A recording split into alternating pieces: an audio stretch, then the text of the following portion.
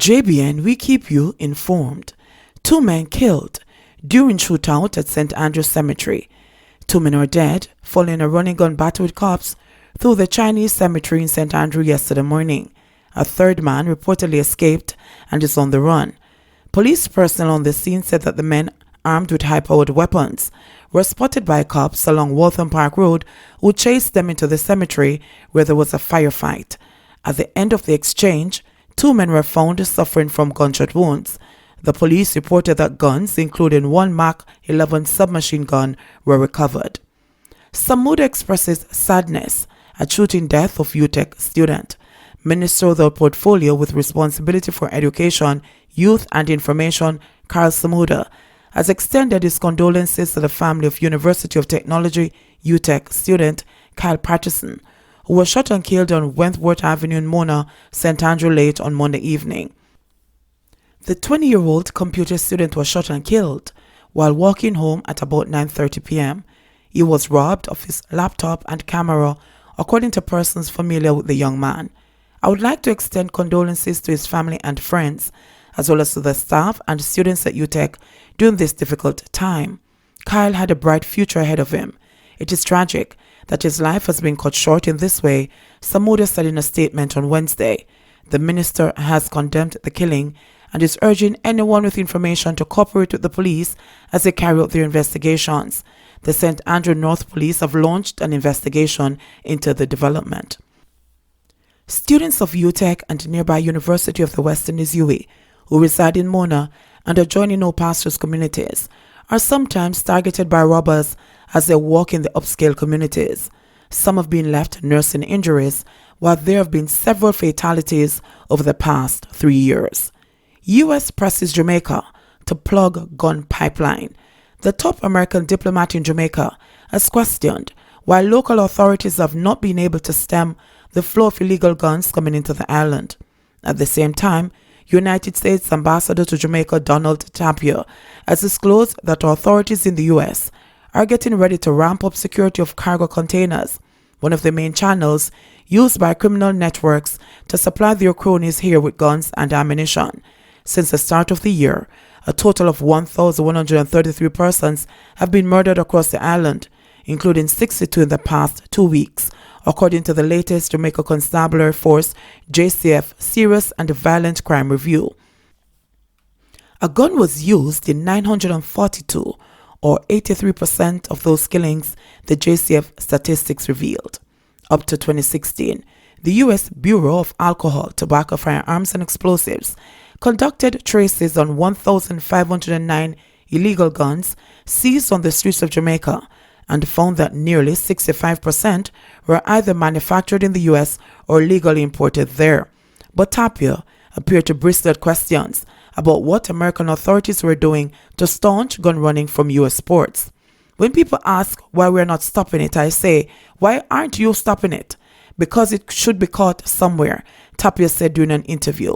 The crime is affecting your own people, and when I see 1,600 murders a year, that's 5 a day. No matter how you look at it, people get killed uselessly by guns. It is something that weighs on my mind. He continued, there are 4 million tourists coming here annually, but my fear is not primarily for them, it is for the Jamaicans living here. Jamaica reportedly has about 145 unofficial ports of entry. Tapia announced that American law enforcement authorities are now training more dogs to sniff out guns and ammunition on cargo containers. The U.S. ambassador did not provide details, but acknowledged that there were not enough custom agents to search every container bound for Jamaica. It is virtually impossible to know what's inside all containers, but the avenue of help in the near future is with increased use of sniffer dogs to help check what is leaving and entering at both ends, he said. U.S. port officials said earlier this year that fewer than 1% of the roughly 357,000 containers that left Port Miami last year were fully examined. 10%, or 35,700 containers, underwent X-ray analysis, while the doors to most of the others were opened and their contents glanced over before they were sent on their way. Tapia admitted that in the main, guns that end up in Jamaica were purchased in the US and Canada by criminal organizations, but insisted that they didn't come directly from the US. The guns are transported to places like Haiti and the Dominican Republic, and then transshipped in smaller parts out to Jamaica, which is used like a thorough station, he said in apparent reference to the guns for drugs trade between Haiti and Jamaica. The American diplomat said that during a visit to the ATF, he also questioned what was being done to close the gun pipeline between Jamaica and the US. He said that was when he learned how gun runners dismantle weapons and distribute parts to different locations. Corruption exists in all the affected countries, from the persons loading it onto the ship to the ones who turn a blind eye when it reaches its destination. Corruption plays a big role, he said. Driver of garbage truck that killed Clancarty student charged. The driver of the garbage truck that overturned killing Clancarty Primary School student Benjamin Bear has been charged with manslaughter. He is 52-year-old Alton Brooks of 9 Miles Bull Bay, St. Andrew. The police say he will appear in the Home Circuit Court on Friday. Bear died after the truck, which was at his school to collect garbage, moved off without the driver inside, slammed into a parked taxi, and then overturned, crushing him. The incident left the school community and the wider public saddened. The government has since announced that it will be instituting new policies for the collection of garbage on school compounds. Mayor bats for SOE despite escalating murders. Unlike some residents in the Western City, Montego Bay Mayor Homer Davis is expressing confidence in the capacity of the ongoing state of emergency SOE in the parish to blunt the lawlessness which has claimed 128 lives since the start of the year. Within recent weeks, there's been a spike in murders, prompting some residents to question the effectiveness of the SOE in regard to neutralizing gangsters and taking their illegal weapons off the street. However, the mayor said while he's concerned, he has faith in the security forces. We have had 4 persons who were shot and killed over a very short space of time. But even though I am concerned, I am even more hopeful that the police and the military are aware of some of these violence producers and that they'll be doing all that's necessary to bring them to justice, said Davis in an interview with reporters following last Wednesday night's launch of the 2019 Mayor's Christmas Treat in Montego Bay. I have heard comments about things not working regarding the SOE, but I'm not going to throw up my hands because I know the police are strategizing. I have confidence that our security forces are working very hard and very smart, added Davis. The mayor's vote of confidence in the security forces comes sharply on the heels of 3 incidents which have generated significant concern. Last Wednesday, Mount Salem, which is considered the parish's safest community as a result of the success of its Zone of Special Operations ZOZO, recorded a rare murder when 37-year-old Igla Ricardo Al Forbes was shot dead moments after dropping off his daughter at the Cornwall Gardens Basic School in the community.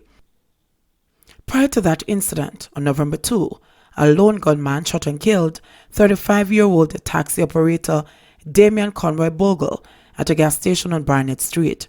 Minutes later, 28-year-old Sean Lawrence, the son of retired policeman Clive Karate Georgie Lawrence, was shot on Hart Street. He subsequently died at hospital. On the night of November 3, gunmen shot and killed O'Keith Vincent of Lambs River, Westmoreland, as he sat in a car in Farm Heights. Instead of despairing, Davis is urging residents to cooperate with the security forces in their bid to stem the bloodletting. Community members need to have a secure space in their communities, but to achieve that, they'll have to cooperate with our security forces. Let us not dilute the efforts of our security forces, Davis said. Millions stolen from Bashko in downtown Kingston. The police are probing a major robbery at the Bashko store on Orange Street in Kingston. The robbery happened sometime between Tuesday night and Wednesday morning. Reports are that the intruders made off with millions in cash and merchandise. However, Omar Azan, marketing and public relations manager at Bashko, declined to give a figure, saying the matter is still under investigation. We are still evaluating what was taken and what was damaged, Azan said. The police said that the perpetrators entered the building through the roof, adding that investigators are still examining evidence, including CCTV footage. It's a big store, a big building. It's a whole heap of stuff, and we have to go through it, said Azan. The store has since been reopened to the public. The robbery is the latest in what appears to be a series of break-ins, as some business operators in the capital say that they are being plagued by burglars who are seemingly outmatching the police. The robbery comes just days after the police high command announced that members of the security forces have increased their presence in a number of public spaces, including in downtown Kingston, with the approach of the Christmas season. The security apparatus of the government warned that security measures will be intensified for the next 8 weeks leading up to and during the Yuletide season. Speaking at a press conference at the office of the Prime Minister in Kingston last Thursday, Security Minister Horace Chang said the government took the safety and the security of law-abiding citizens seriously. Given the increased commercial activities in anticipation of the end-of-year festivities, in particular, this is a matter the government take very seriously and we're taking steps to effectively address it, Chang said. Police Commissioner Major General Anthony Anderson said police presence would be increased in and around commercial areas and that uniformed and plainclothes officers would be everywhere, including on public transport. Criminals use this time as an opportunity to enrich themselves at the expense of law-abiding citizens, Anderson said. Anderson said the current mandate of the gang over guns, gangs and dons would be intensified and that he gave those instructions to his divisional commanders during a high-level meeting on Monday. JBN, we keep you informed. Please remember to like, subscribe, share, leave us a comment and click the notification bell to receive our daily news items.